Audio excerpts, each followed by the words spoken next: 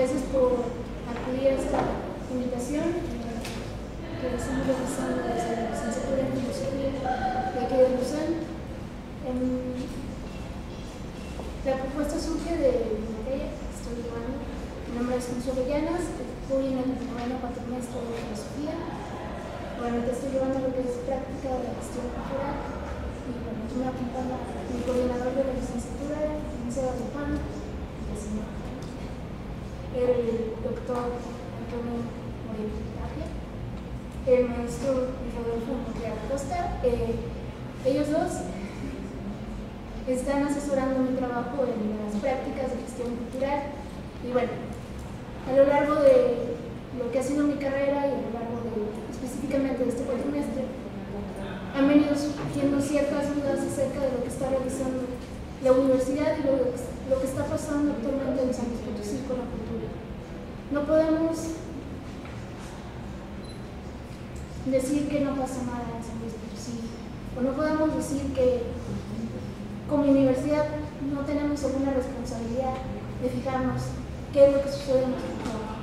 Nos surge la idea de hacer este conversatorio, surge la idea de invitar a todos los interesados en la cultura para debatir acerca de nuestro panorama actual y además proponer ideas, porque se trata de hacer algo en nuestro entorno, no solo pasar y ya, sino realmente hacer alguna acción que genere algo positivo en nuestra comunidad y en San Luis Potosí. Siendo las 5:38, 39, que he inaugurado el conversatorio, no sé si es una de mis asesores.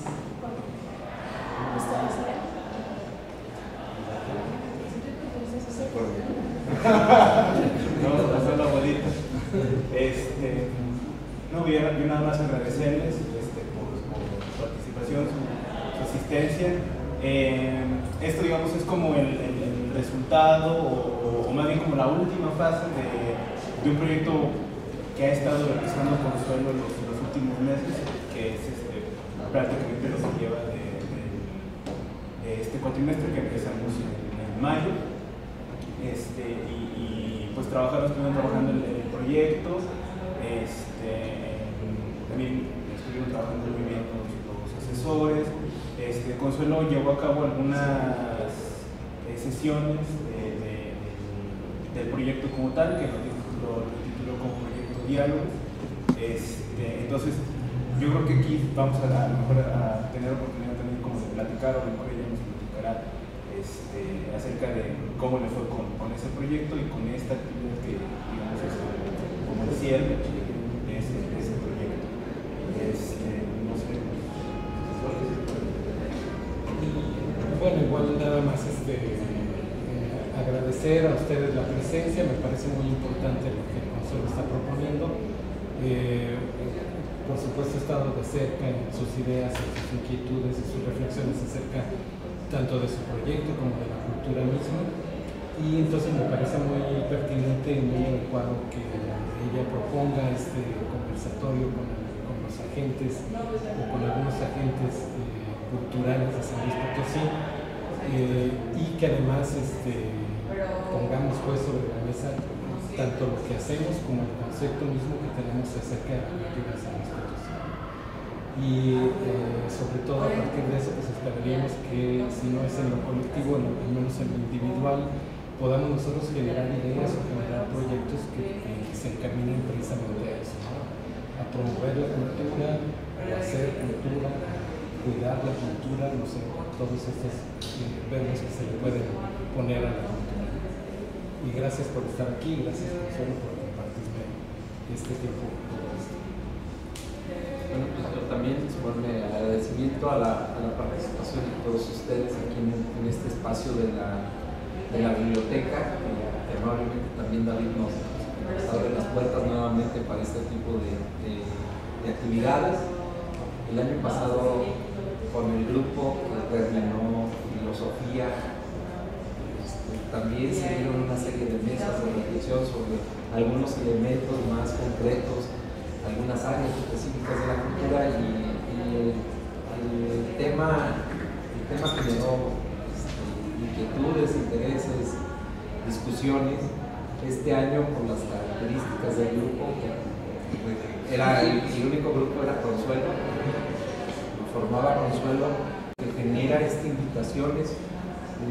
No es nada más como presentar los resultados de un proceso de reflexión, sino más bien es una invitación a la universidad a que tiene que abrir este espacio de discusión en la materia de política cultural, que de por sí el propio término y el propio tema a nivel social, al menos en San Luis Potosí, no está abierto. No hay espacios, no hay canales de comunicación entre las autoridades, la propia sociedad, los propios individuos. Nos comunicamos muy poco en este sentido, en esta temática en concreto, y creemos que es necesario abrir canales de comunicación, espacios de reflexión, espacios de diálogo precisamente sobre la temática, porque lo que estamos observando es que la dinámica en la que se está desarrollando lo que podemos llamar de alguna manera un espacio de discusión, y que pudiéramos también sacar algunas, si no conclusiones, y no generar un documento así como la declaración del OCEM en materia de política cultural, si pudiéramos generar como algunos elementos como para podernos estarnos discutiendo, ¿no? Discutiendo de manera un poco más amplia, y que podamos plantearle también a la propia universidad la necesidad de seguir abriendo este espacio, y de que la universidad también tiene esta como obligación, esta responsabilidad social de debatir los temas que no se debaten en el medio social o que no se debaten desde la autoridad. Este es como el espacio y la propuesta que nosotros presentamos en ese sentido. Gracias. Nada más para decirles un poco la dinámica que se está llevando a cabo. Primero vamos a presentar una serie de textos que hemos estado trabajando durante el cuatrimestre. Me van a apoyar mis compañeros que me dijeron, Emanuel y Uriel, de quinto cuatrimestre. Ya sexto, nos falta pasar el examen. Ya casi de sexto, pero en quinto cuatrimestre.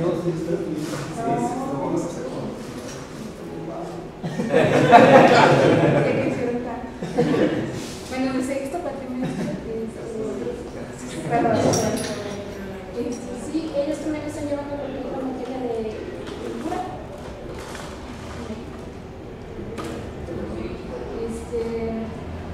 Y bueno, van a presentar unos textos que ellos realizan, y al final voy a presentar un texto que yo realicé con base en un proyecto que desarrollé, diálogos, y que fue la invitación que les voy a traer en Facebook, por los que me invité personalmente. Y bueno, ya les comentaré más. Aquí hay, a ver, también tenemos unas hojitas que van a ser apuntes. Y comenzamos. El compañero Uriel, que va a presentar su texto.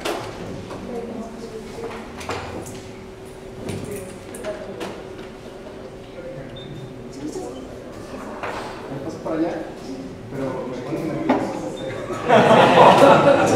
Claro, que todo creo.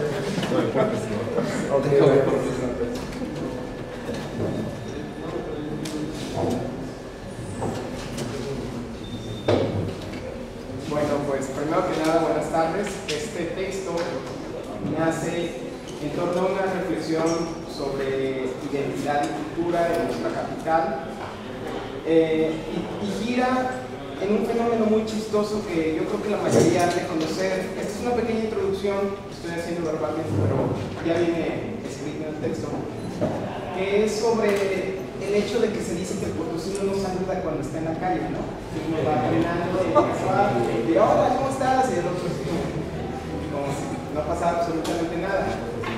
Y, el potosinazo, ¿no? Respecto a eso, que se ha como elaborado un término que se conoce en otros estados, e incluso en este, que es sordearse.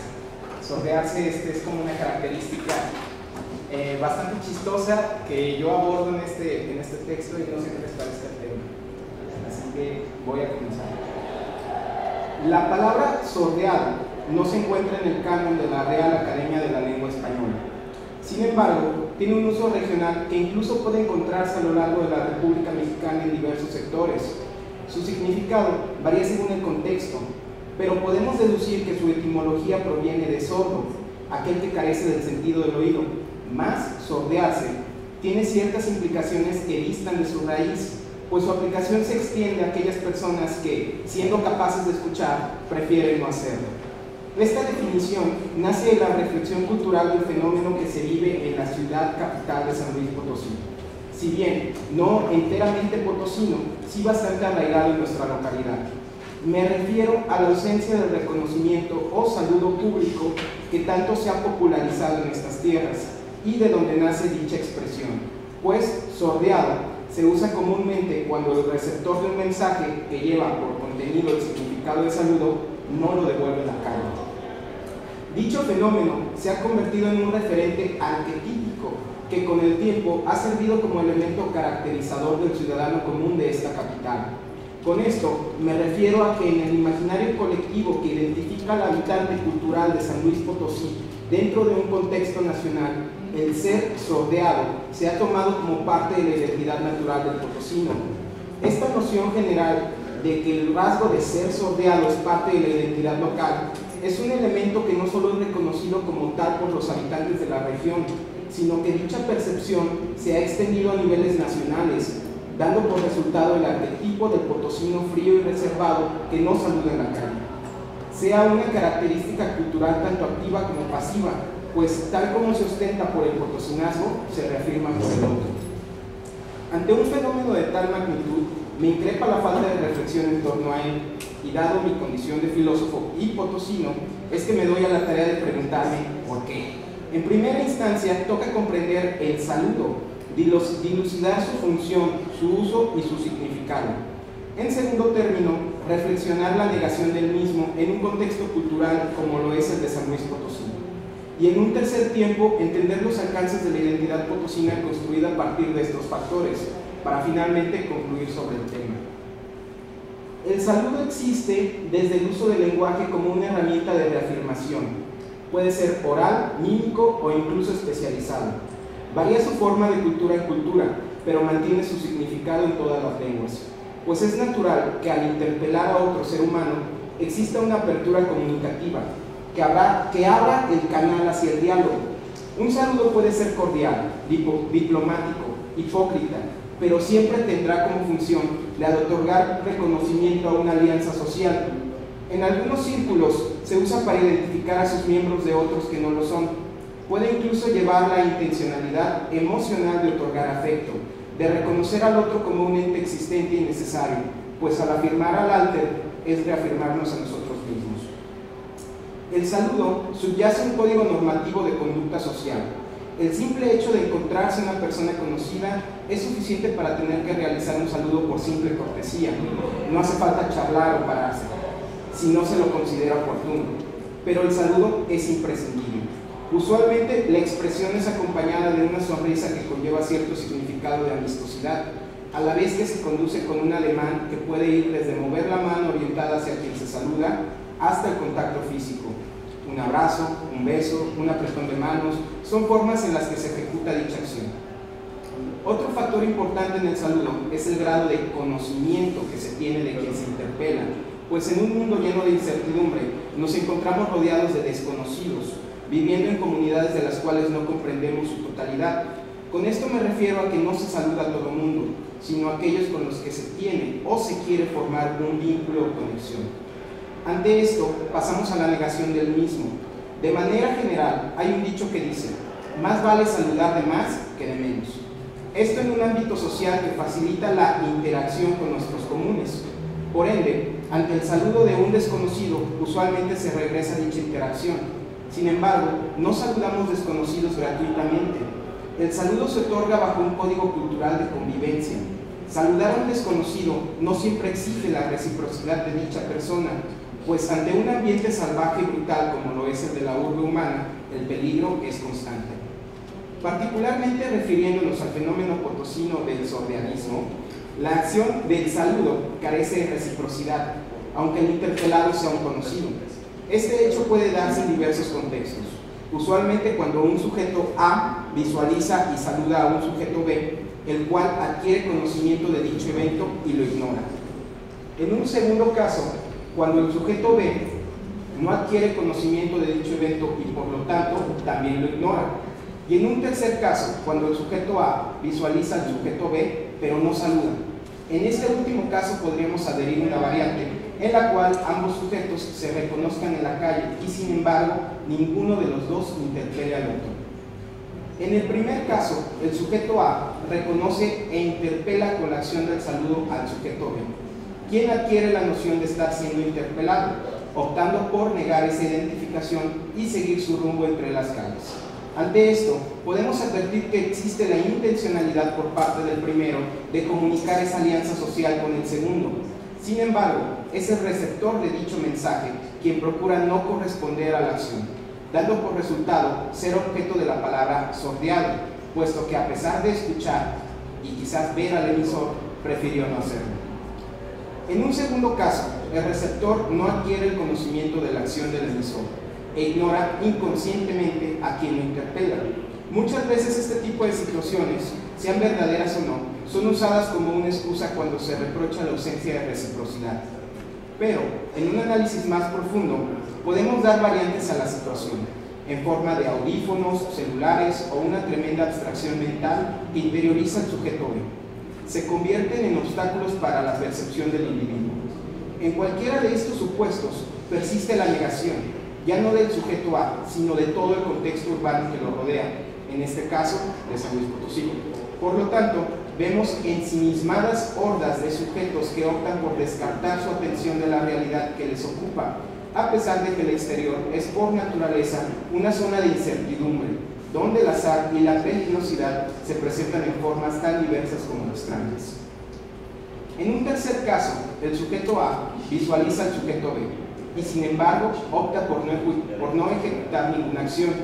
Esto tiene una infinidad de variantes respecto a la conducta del sujeto A, pues su elección de permanecer pasivo ante la posibilidad puede ser de carácter psicológico, emocional o situacional. La raíz de su elección puede ser desde la prudencia hasta la ineptitud, dependiendo del trasfondo en que se halle su devenir histórico. En cambio, en el caso de que se dé un reconocimiento por parte de ambos, deriva en una negación, pues no puede haber acción si ésta se niega.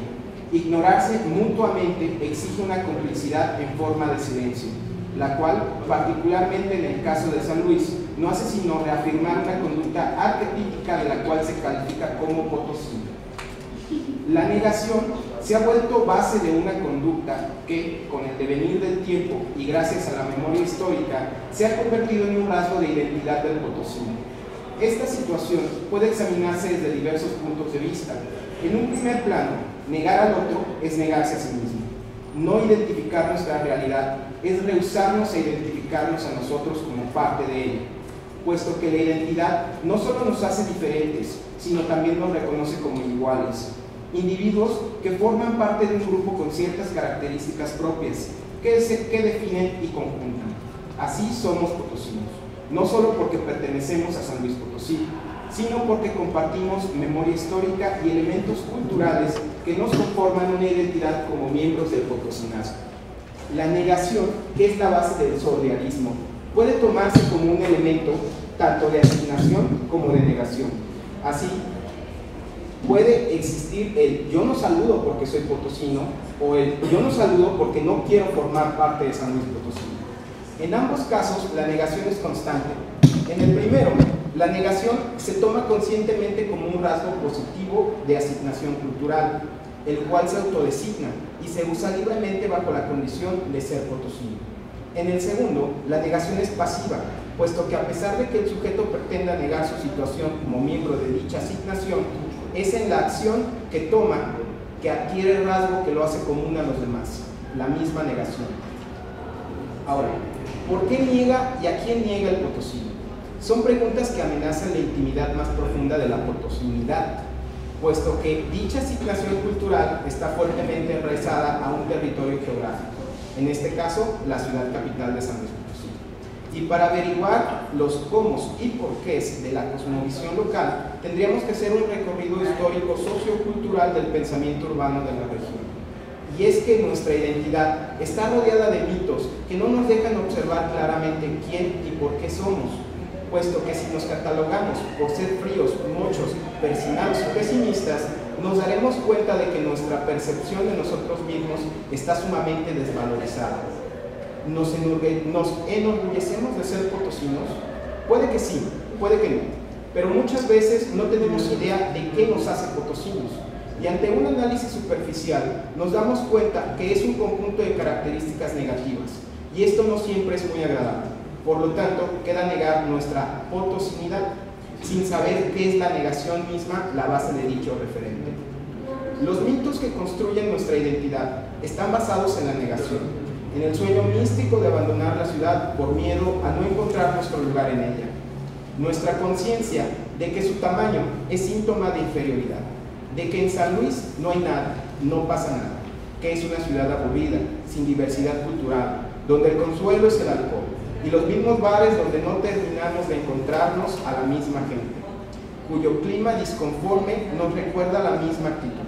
El potosino no está conforme con quién es, no con cómo es tanto él como su ciudad. No quiere abrazar una identidad, ni reconocer su memoria histórica, y en ese intento de desligarse de sí, se reafirma como tal.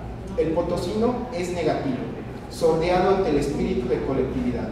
Conmemora en silencio, se mueve en círculos pequeños, se piensa grande y diferente, pero está enfermo de pasividad. Se visualiza solitario, por eso el potosino no saluda, porque está solo a pesar de estar rodeado de gente, porque admite compañía solo en ciertos contextos, porque conocer a alguien no implica ser cordial con él, porque ser potosino no significa ser amistoso.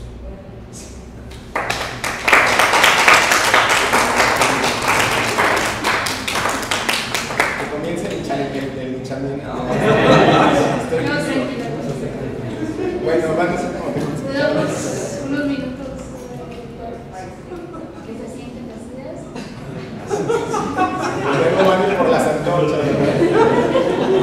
Pues continuamos. Se sordean. Sí. Los sordeamos. Nos sordeamos un poquito y continuamos con Emanuel. Pero también mi compañera Emanuel estuvo apoyándome durante el proyecto Diálogos, digamos, un proyecto que se que fue de notas filosóficas, y mi compañero dio una conferencia en el colectivo Rutas Absoluto Digital sobre filosofía y cultura. Bueno, primero que nada me presento, soy el doctor Alejandro, estoy en el sexto tetramestre de la licenciatura, como ya lo había mencionado Consuelo, que se equivocó. pero bueno, el texto que tengo ahora no es el mismo que presenté en aquel entonces. Es como una síntesis de mis reflexiones, así, síntesis muy pequeña, porque creo que la cultura da para mucho, entonces trato de sintetizarlo lo más posible, mis reflexiones, no abarcar como que todos los autores que hemos visto dentro de la materia que nos ha impartido el profe Rodolfo, que es de la cultura. Entonces es como una especie de reflexión que gira sobre todo en cuanto a la actitud que tenemos ante la cultura, ¿no? Cómo la concebimos y cómo nos comportamos ante ella, ¿no? Bueno, la cultura suele ser un concepto muy ambiguo. Hay un sinfín de concepciones que giran en torno al concepto, pero además de las concepciones que le envuelven, también destacan las actitudes que le rodean. Hay quienes reducen la cultura a la mera obra artística y se acercarán a ella para hacer cultos y ponerse un peldaño por encima del resto de la sociedad, y como estas, otras de las posturas, ¿no?, que ya conocemos a lo largo de la historia de la filosofía. Bueno, con la historia de la filosofía de la cultura hay concepciones de qué es negación de la naturaleza, hay quienes han visto la cultura como negativo, por ponerlo así, como que la han puesto como una especie de enemigo ante la naturalidad de la realidad, ¿no? Es otra de las posturas que nos podemos encontrar. La cultura la hemos definido como todo aquello que ha creado el hombre. Sin embargo, esta noción puede llegar a confundirnos y visualizarla similar al concepto de civilización. La diferencia de estos conceptos responderá al porqué de la creación. Es importante señalar la diferencia que existe entre ambas para definir la posición del ser humano ante estos. Pues ante la cultura no hay quienes creen que es la parte más virtuosa del ser humano, y habrá quienes crean que es quizá pura noción antropocéntrica y dominante en su básica. Cultura la podemos identificar más como aquella creación guiada por el espíritu y con cierta actitud de libertad, es decir, que no se encuentra sujeta a nada, que es creada por pura inspiración, por pura actitud creativa, por virtud, por la mera necesidad de expresión. Debemos señalar que la creación cultural no es simplemente la artística, es también creación inmaterial, creaciones como el lenguaje, las tradiciones, las costumbres, las leyes. Todo ello es creación cultural. Esta tiene cierta intencionalidad, sin embargo no deja de ser creación cultural, ya que es con la finalidad de establecer interacción con los otros. Mientras que el concepto de civilización se refiere a la creación meramente material, a una creación que tiene un carácter instrumental, según concepciones filosóficas. Se refiere a toda modificación de la naturaleza con fin de que sirva al ser humano para llegar a sus fines. Para ello, el ser humano proyecta sus fines en primera instancia para después servirse de los recursos naturales que les sean útiles. Con recursos naturales nos referimos a todo, nada más a los arbolitos, sino al mismo ser humano, ¿no? El ser humano puede llegar a convertirse en instrumento para el mismo ser humano. En este sentido, la creación civilizatoria podemos entenderla como menos libre, ya que se encuentra sujeta a lo material. Los fines a los que responde no son con la finalidad de autodesarrollarse interiormente, sino que corresponden al exterior.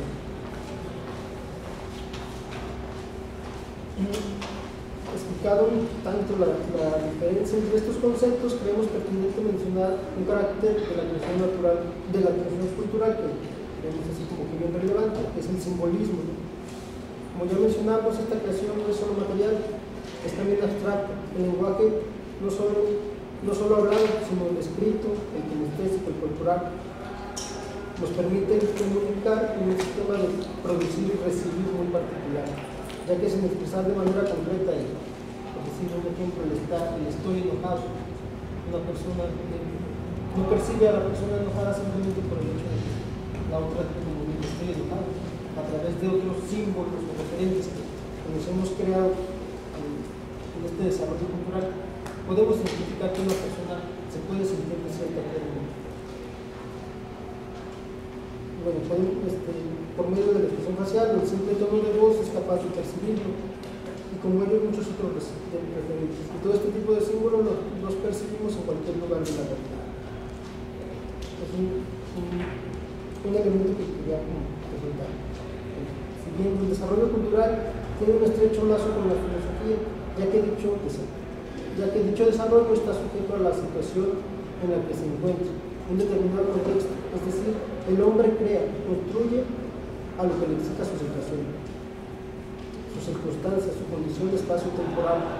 En este sentido, la forma en que se desarrolle la cultura de cualquier colectividad responderá a la filosofía específica de determinada colectividad.